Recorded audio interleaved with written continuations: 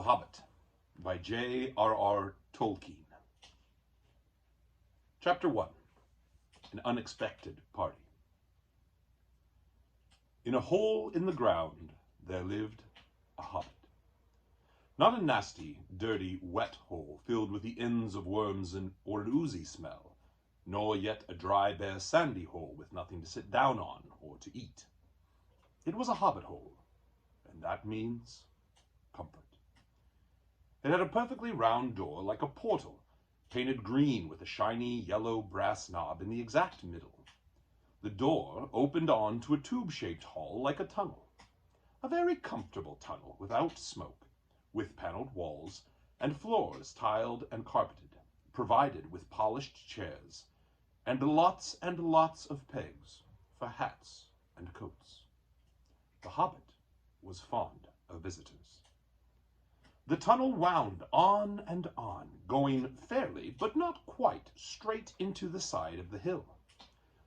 The hill, as all the people for many miles round called it, and many little round doors opened out of it, first on one side, then on another. No going upstairs for the hobbit.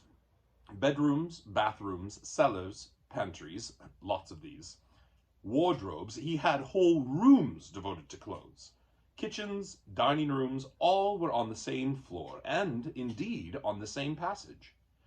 The best rooms were all on the left-hand side, going in, for these were the only ones to have windows, deep-set, round windows looking over his garden and meadows beyond, sloping down to the river. This hobbit was a very well-to-do hobbit, and his name was Baggins. The Bagginses had lived in the neighborhood of the hill for time out of mind, and people considered them very respectable, not only because most of them were rich, but also because they never had any adventures or did anything unexpected. You could tell what a Baggins would say on any question without the bother of asking him. This is a story of how a Baggins had an adventure, and found himself doing and saying things altogether unexpected.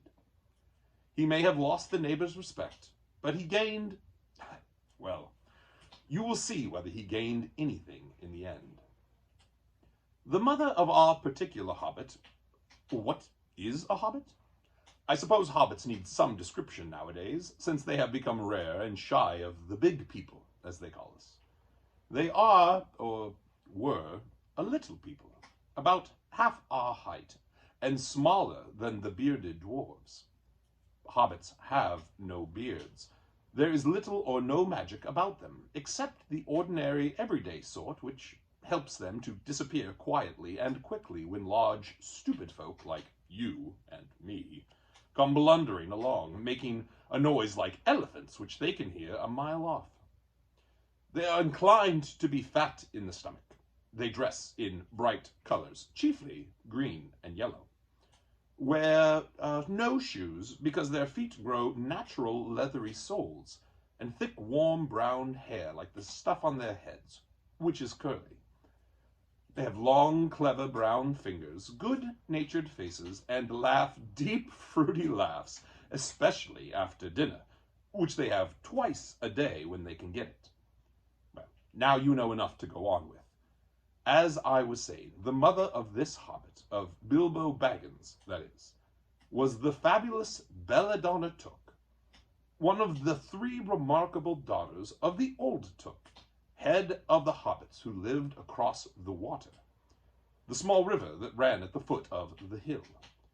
It was often said, in other families, that long ago one of the Took ancestors must have taken a fairy wife. That was, of course, absurd, but certainly there was still something not entirely hobbit-like about them. And once in a while, members of the Took clan would go and have adventures. They discreetly disappeared, and the family hushed it up. But the fact remained that the Tooks were not as respectable as the Bagginses, though they were undoubtedly richer. Well, not that Belladonna Took ever had any adventures after she became Mrs. Bungo Baggins. Bungo, that was Bilbo's father, built the most luxurious hobbit hole for her, and partly with her money, that was to be found either under the hill, or over the hill, or across the water, and there they remained to the end of their days. Still, it is probable that Bilbo, her only son, although he looked and behaved exactly like an edition of his solid and comfortable father, got something a bit queer in his makeup from the Took side, something that only waited for a chance to come out. The chance never arrived until Bilbo Baggins was grown up, being about 50 years old or so, and living in the beautiful hobbit hole built by his father, which I have just described for you, until he had, in fact, apparently settled down immovably. Now, by some curious chance, one morning long ago in the quiet of the world, when there was less noise and more green, and the hobbits were still numerous and prosperous, and Bilbo Baggins was standing at his door after breakfast, smoking an enormous long wooden pipe that reached nearly down to his woolly toes, neatly brushed, Gandalf came by. Gandalf! If you had not had heard only a quarter of what I have heard about him, and I have only heard very little of all there is to hear, you would be prepared for any sort of remarkable tale. Tales and adventures sprouted up all over the place wherever he went, in the most extraordinary fashion. He had not been down that way under the hill for ages and ages, not since his friend the old Took died, in fact, and the hobbits had almost forgotten what he looked like. He had been away over the hill and across the water on business of his own since they were all small hobbit boys and hobbit girls. All that the unsuspecting Bilbo saw that morning was an old man with a staff. He had a tall, pointed blue hat, a long grey cloak, a silver scarf, over which a white beard hung down below his waist, and immense black boots. "Good morning," said Bilbo, and he meant it.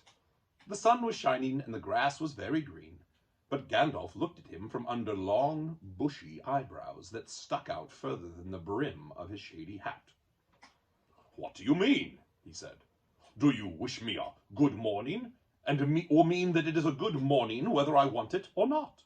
Or that you feel good this morning, or that it is a morning to be good on?" "All of them at once," said Bilbo, "and a very fine morning for a pipe of tobacco out of doors into the bargain. If you have a pipe about you, sit down and have a fill of mine. There's no hurry. We have all the day before us." Then Bilbo sat down on a seat by his door, crossed his legs, and blew out a beautiful grey ring of smoke that sailed up into the air without breaking and floated away over the hill. "Very pretty," said Gandalf, "but I have no time to blow smoke rings this morning. I am looking for someone to share in an adventure that I am arranging, and it's very difficult to find anyone." "I should think so in these parts. We are plain, quiet folk, and have no use for adventures. Nasty, disturbing, uncomfortable things make you late for dinner. I can't think that what anybody sees in them," said our Mr. Baggins, and stuck one thumb behind his braces and blew out another, even bigger smoke ring. Then he took out his morning letters and began to read, pretending to take no more notice of the old man. He had decided that he was not quite his sort, and wanted him to go away. But the old man did not move. He stood leaning on his stick and gazing at the hobbit without saying anything, till Bilbo got quite uncomfortable, and even a little cross. "Good morning," he said at last. "We don't want any adventures here, thank you. You might try over the hill or across the water." By this he meant that the conversation was at an end. "Ho! What a lot of things you use good morning for," said Gandalf.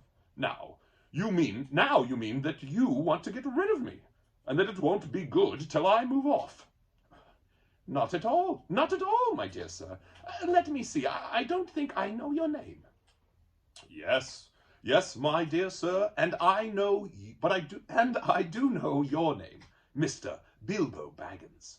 And you do know my name, though you don't remember that I belong to it.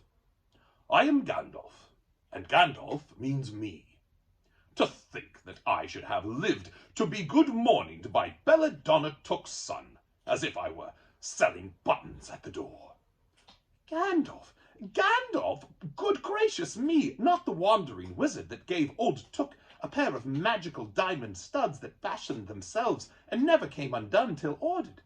And not the fellow who used to tell such wonderful tales at parties about dragons and goblins and giants and the rescue of princesses and the unexpected luck of widows' sons. Not the man that used to make such particularly excellent fireworks.